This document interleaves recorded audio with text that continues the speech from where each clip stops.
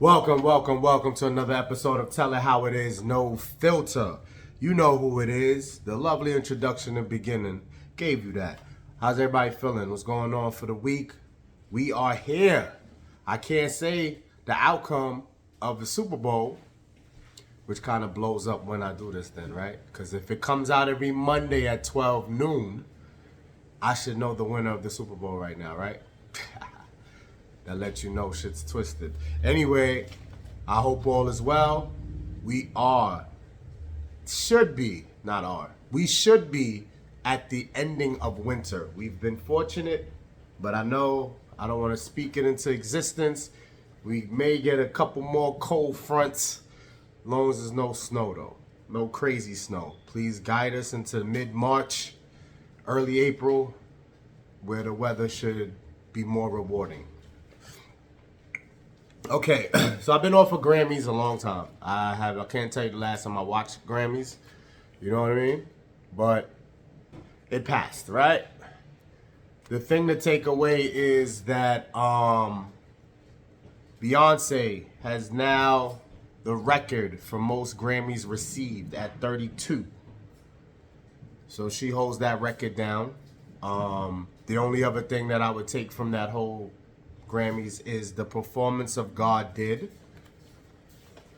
because that song's hot. So the way they set up that performance, Khaled basically took over the whole Grammys, if you ask me. But that was dope. So my small takes is the God Did performance and Beyonce having 32 Grammy Awards. And the alleged rumor, which I see no footage, of Quavo and Offset fighting backstage at the Grammys. For whatever reason, I'm assuming it has something to do with Takeoff. Whatever selections on doing a dedicated piece for him. However that goes. Probably just a disagreement that they exaggerated to a fight. I saw no footage. I will not say I saw a fight. Speaking of records, LeBron is #1 all scorer in NBA. He passes Kareem. At the end of the third quarter against OKC, he has 38,388 points. Or is it 89? I think the record was 388 by Kareem, and LeBron has the 389. So congrats to him. Kareem was in attendance. It was dope how he passed the ball to him. They had a moment where, they had Kareem and LeBron on the floor, and Kareem passed off the basketball to him. I guess acknowledging him and giving him his flowers because he passed them. I don't see anybody else doing this. When I start to dig and research, the closest people are like Kevin Durant, and he's still a ways. Like, he's not close. So I don't know how much more Durant got in the tank. He may approach top 10. Well, he probably is number 10, but I don't know. You got Steph. Steph is not really right there neither. I think he's in the top 20. So this is a huge accolade, and yes, give him his flowers. You don't have to like him personally. More NBA. Durant to the Suns. Kyrie to the Mavs. Brooklyn is over. I'm sorry. I'm from Brooklyn. I wanted to see some special things, but with them gone, I mean, they picked up some good pieces, though. Dorian Finney-Smith from Dallas, he's dope. Spencer Dinwiddie back again. So he was already on the Nets. He left and came back. Mikal Bridges, Cam Johnson. These are nice pieces. Will it be enough? I doubt it. So that's it for the NBA. Let's go right to my pet peeve of the week. People that skip the food line in the deli. So, I have a personal experience. I won't name the location per se. I go into a store. I see a few people scattered. There's no organization. It's not really a line. There's just people scattered. I don't know if they're looking at lotto numbers. Not sure what they are purchasing. Either way, I see one guy, white guy, standing still would look like he's in the line. So I asked him if he ordered. He said no, he didn't order yet. Almost seconds after that, you know those people. I don't want to talk bad though. Arab and Muslim, no disrespect, but I guess one of their peoples came in there and kind of just bypassed and just ordered his food in their language. And I said, excuse me, hello. First of all, my man right here is next, then I'm after him. What are we doing right here? Like, what are we doing? The white guy, he didn't want to say nothing. He's just making faces and standing there. I'm like, you got to speak up, boy. You'd have been in here all day. So, you know, they kind of froze at that. I wasn't trying to be really loud and ignorant. I just was calling it a spade. I don't know how long he been in here, but I know he's next, and I'm after him. So how boy just could walk in and because he say lakan or whatever, the motherfuckers, you know that meant egg and cheese? Like, yo, that shit really went down like that. Like, it's crazy to me. I was like, nah, we not doing this. We not doing this. So finally, the white guy got his food. I got my shit off. He walked away. He gave me this nod. He said, yo, I appreciate it. I'm like, yo, it's nothing. You gotta speak. You would have stood in here until what? You know what I'm saying? So that's my pet peeve. That's crazy to me. Moving along. What? It's the bacan. That's an egg and cheese. 3 eggs with American cheese on the roll.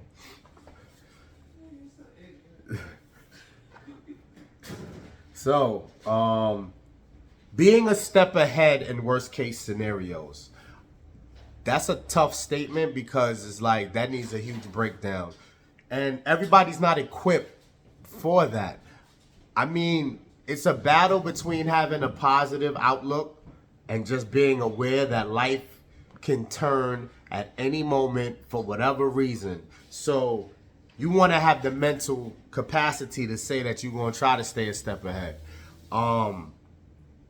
It's easier said than done. A lot of life coaches will tell you, yeah, live within your means, have 6 months of savings stashed. All that stuff is easy said than done. But you can prevent certain things by just, I guess, just being aware, like taking it easy. I mean, I ain't gonna tell you when to hang out, when not to hang out, how to really budget your shit. But you know what you make. You know what I mean? You know what you make. You know what you could make when you know. You put some real grind in. You know what you make when you feeling lazy and you just do the minimum. So you kind of got to behave according to your energy. So if you know you got a pay period, I'm going to make it simpler. If you got a pay period where you know you ain't really go, and this is going to be regular funds, or, you know, able to make it funds, you know you can't do nothing crazy that cycle because you just have enough to get you by. So you got to eliminate some shit, what you really don't need. You know what I mean? That you could like kind of bypass. When you do go in though and you have like huge, you know, working hours and you know that your check may be nice, like way above what the norm is when you're not putting in work. You still should treat that like you still the same. This way you can stash. The whole 6 month savings, that's some rich folks for me. But it'll sound good. 3 months is hard for most. But at least to have something thrown in there so when you work and you up past your average, you know, because do your breakdown per budget, per pay period. I need to pay this. I got to pay that. This is what I'm working with. So when you up, you treat it like you still got that same amount. I know that's hard. Sometimes you want to spoil yourself because you go in and, you know, you can't take the money with you when you're gone. And you can't really punish yourself for long either. You deserve reward for putting in pain. So it's just being a mental conscious of this shit. Like, you know, try to treat it like whatever extra money you get is not really extra money. You could put that for the rainy day. And as long as you got something for a rainy day, you probably can make it work. You know, a lot of prayer and hope that, all right, I could afford a tire going out right now, but I could not afford my engine crashing. You know what I'm saying? Like, all right, you know, if a tire, God forbid, goes, hopefully you got that in the cut.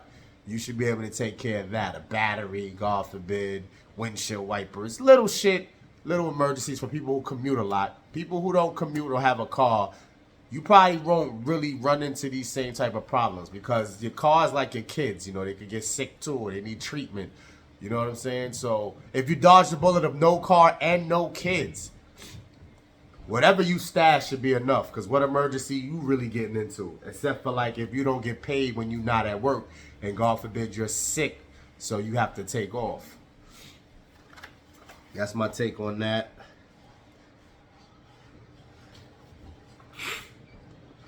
The movie You People. Yeah, I'm a little congested. You could tell by now. The show must go on.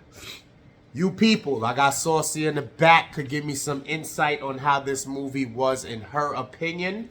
How do we feel about outside your race dating versus marrying outside your race? I feel like America or the world will accept the dating part amongst their family. But when you decide to say, I'm marrying this person, how does the racist feel? I mean, it depends on the family. Do In you- that movie, you know, it was a Muslim family and it was a Jewish family. And I know a lot of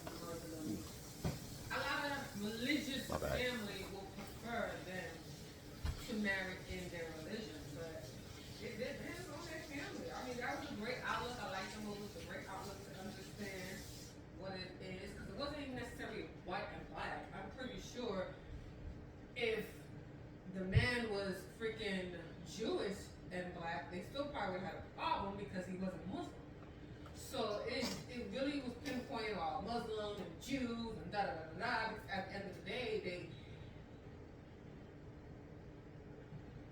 At the end of the day, they were, both of them were great people. Lauren London and Jonan Hill or something like that, I think his name is? Lauren Hill? Jonan Hill. Oh. I think his name is Jonan Hill. I don't know. I'm not 100 on that, but yeah. Lauren London, Eddie Murphy, Nia Long, Mike Epps. I'm bugging out. But yeah, I meant more personal, like if you did that. Like let's say you had a white guy, you brought him to your family. My family won't care because I actually have an interracial family member right now who my niece is married to a white guy and she has interracial kids. My family don't care as long as the person treats you right. Like I mean, like I said, all depends on the family and their religion. I mean, I know a lot of Americanized people who are not religious and like have a strong religion background wouldn't care. I'm thinking. But when it comes down to religion, hardcore religion, these people telling you have to marry, especially the Arabic people, they just, oh no, you have the Arabic, Indian people, they like to stick into their race. But, yeah, like I said, it all depends on, you know, that family heritage and the members of the family. How I see it. I think also women may have a more struggle with this because we treat our daughters so delicately for the most part. I'm talking about our people. So when it's our people and it's a daughter that goes outside the race, it's probably a little harder to get the understanding from everyone because again, the daughter is spoiled, it's precious, it's delicate. My daughter. With any man, period. So now when you throw race into it, it probably gets a little more dicey. But I feel like the guys, the sons, they could do what they want. Unless it's a super religious family in general. I think it's based on family members and religion because I have a daughter and she could date who the hell, white boy, Hispanic boy, Indian boy, all the boys, as long as that boy treating you in fucking respect and knows how to handle you. But I don't care less. How you think their daddy would feel though? His opinion don't matter. But I mean, Oh, but Shata, I wasn't trying to stir no shit. I was saying that, yeah. I mean, really, his opinion don't matter because my daughter has dated white boys, Hispanic boys. I mean, he might say something, but she's gonna do what she's gonna do regardless. That's the part I wanted to get out of here. He may feel away, is what we're saying. But you have no control. That's that girl's life, and that's what I kept saying in the movie. But you people, like, I understand they had their parents was a big thing, but like, I don't give a fuck attitude. You're not marrying. You're not in a relationship with your family members. You're looking for somebody who you're gonna spend the rest of your life for however long. You know what I'm saying? I can't even say infinity because you never know when this person's gonna be in your life for. So it's just like you have to live for you and not for your family members. Correct. Check out You People. And We the think it was reading. dope. And the reading. Oh, Mo. She Monique. fucking crazy. I think that was all bottled in from all the past drama she's been through with the Netflix and all of that. So she definitely poured it out on the field right She there. went motherfucking in. The reading. Definitely check out You People and the reading. Good take. Good take. Thank you. Thank you. Moving on. It's who respects you, not that you get respect. Let me break this down a little bit. So, when you reach a certain level, certain status, right? Whatever job you have, you can say that I have a decent gig where I make a certain amount of money, right? So, your coworkers are not friends per se, but they can become friends. But the respect you get amongst coworkers is a little more powerful than, let's say, some stranger on the street. You know, especially if you wear a uniform. I'm more into what I'm saying is I was in uniform, and, you know, when somebody in the street sees me and they kind of give me my flowers, I feel you. You know, I got a good, you got a good job, man. Just hold that job down, you know what I mean? That's real good, man, working for the city. And I don't give a fuck no more. But I am grateful, you know. It's sad because you don't take it for granted, because there's a lot of people who are struggling who make a lot less. So again, I don't really receive it the same when somebody random does that versus like a coworker, even someone on a higher step than me, like supervisors, because with my job, I can make supervisor money with what I'm doing. I probably passed a few of them actually. So when you get those flowers, that, you know what I mean? Like, it feels a little better. You should just be humble pie for whoever's trying to give you any kind of flowers or any type of respect if it's genuine.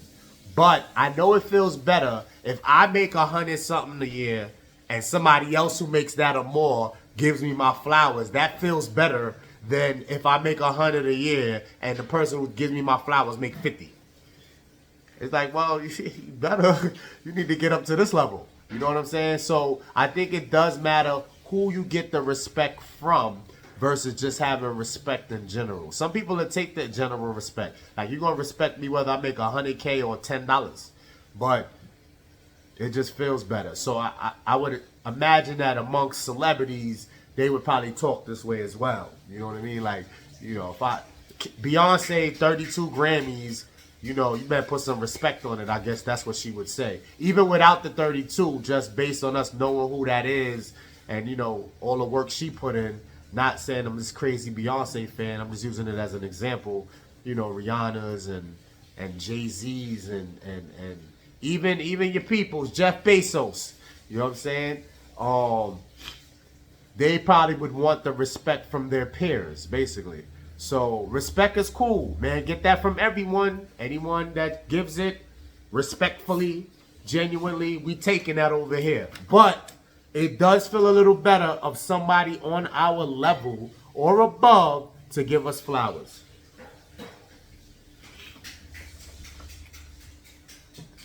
Okay. Saucy, need this one too. The need for this is for the fellas. The need for a bad chick sometimes to balance our savage mood and aggressive sexual appetite.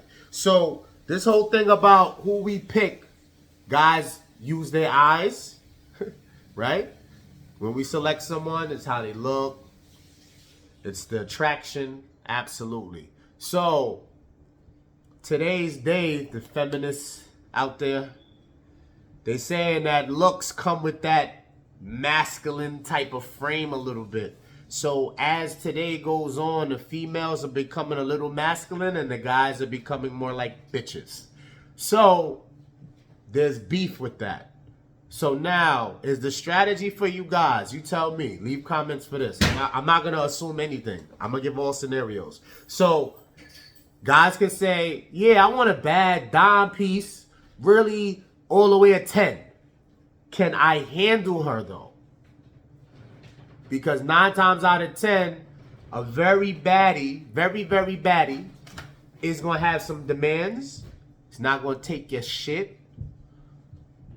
And, you know, guys are going to be in their DMs left and right. I mean, you could look halfway decent and your DMs is flooded. So, or do we go the easy route? We'll go less attractive, because we get caught up in that, whether it's just having fun, whether you was creeping with that, sneaky links and all that. So you go less attractive because you feel you could control the situation more, because you be like, girl, you look all right. You ain't going to be over here stressing me with your okay looking self. You know what I'm saying? So let me rock out. And that's like the easy way out, per se. You know what I mean? But even some that look halfway decent, if they hang around the right females, they'll still feel superior, even though they're not like the most attractive. So women are just up these days regardless. Because like I said, you can look like a 5 and her DM, I could think I'm a 9, right? I'm a 9. Think so? Kind of, you know, I kind of got the features, sort of make the money, sort of. I'm 6'1", 200 pounds. I go to the gym. My mindset is, you know, earn. Try to balance shit out. Don't go above my means. I got a pretty sharp mentality. I'm at midlife almost, whatever you want to call that. There's a lot of checks, right? So if I think I'm a 9, right? And people have, you know, fed me that energy that I could vouch. You know, you got legs to stand on. You a 9, son. So I get that. Then you take a chick that's a 5. We both post a thirst trap. She's killing me. Her DM is killing. Plus, she's getting more specific offers. I may just get emojis. Feel me? So they winning still. So fellas, there's no real strategy for this, because you might go for the less attractive to think you can control the situation more. And maybe mentally you can take over. But I feel like I could turn this whole shit around, twist this shit all in and out by saying that it's self-esteem and self-confidence. Those is the real things, because a 5 could feel like she a 10 with that confidence. And like I said, people feed her that. Her DM is still flooded. Or you can have a 10 that her confidence ain't really good. So she's a 10, but she carry herself like she a 5. So there's no real way to try to like juke the stats here, guys. You could just, it's confidence and it's self-esteem. So if you want an easy route, you want to do you, or you know, you want to get like the bang for your buck, your appetite fulfilled to the T, is going to come down to the mental part of things, not so much about how they look. Yeah, you may have to go for a less attractive to control the situation, because the baddies that you want probably have high confidence and high self-esteem. So it's all about who you land. You can find somebody that's a 10 and their confidence, you know, brings them down a little bit. But then there's a catch with that too, because when the confidence and self-esteem is low on a chick that's bad, she may be very vocal about things that make her uncomfortable and things she's not feeling. So you may still have a headache there on your hands. So there's no real way to really guarantee shit. You know what I'm saying? So it's confidence and self-esteem. These are the things you look for, and you measure those versus looks. That's what I think. And like I said, I'm slightly under the weather, so this is going to be like a calculated segment. I'm going to be done right now with my tips.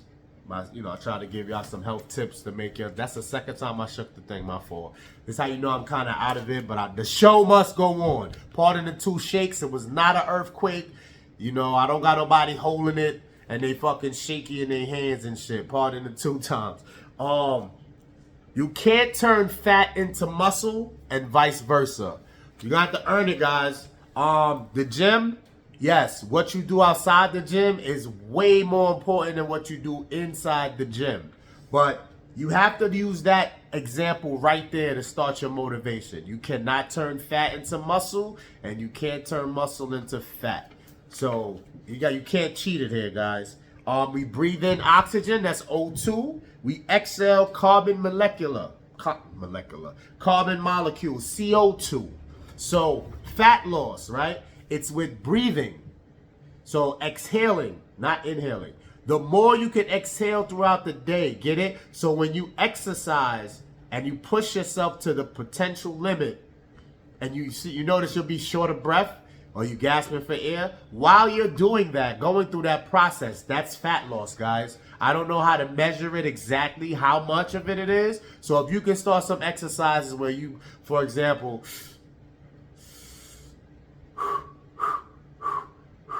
not so much animated like how I'm doing, but something along those lines will help you in your fat loss. But also, I got more.